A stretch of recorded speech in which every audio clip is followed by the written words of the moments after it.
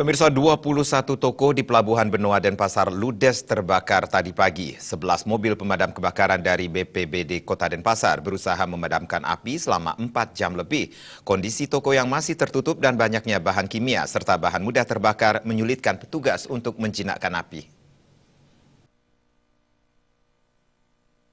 Kobaran api yang cukup besar terlihat dari dalam sebuah toko di kawasan Pelabuhan Benoa, Bali. Petugas pemadam kebakaran dari Badan Penanggulangan Bencana Daerah Kota Denpasar yang tiba di lokasi kebakaran tampak berusaha keras memadamkan api. Banyaknya bahan kimia dan bahan yang mudah terbakar membuat api semakin membesar dan merembet dengan cepat ke toko di sebelahnya. Menurut warga, kebakaran menjalar dengan cepat. Terlebih lagi kondisi toko masih tutup saat pagi hari.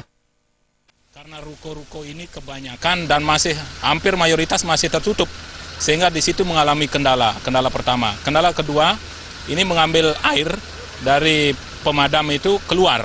Jadi keluar dari Pelabuhan Benoa, ada di depan Lotemat, ada juga di Sanggaran.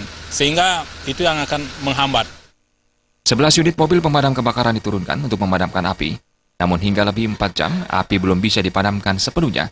Selain banyaknya bahan yang mudah terbakar, kondisi toko tertutup rapat sempat menyulitkan petugas untuk menjangkau api di bagian dalam toko.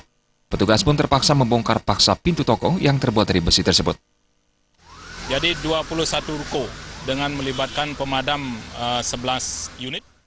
Petugas harus segera mengisolasi kobaran api agar tidak semakin meluas karena di belakang toko terdapat pabrik pengolahan ikan yang menggunakan gas berbahaya dan mudah meledak. Petugas mencatat setidaknya 21 ruko terbakar. Sejumlah pemilik toko yang mengetahui toko mereka terbakar sempat syok dan panik. Mereka berusaha menyelamatkan barang berharga mereka. Sumber api diduga berasal dari sebuah toko handphone yang kemudian menjalar ke bangunan sekitar. Kalau kita setiap pulang MCB mati, kecuali kulkas.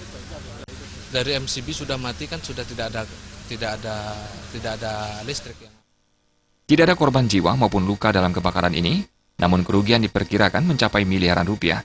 Hingga kini penyebab pasti kebakaran ini belum diketahui. Rai Suantara dan Suta Ardana, Bali.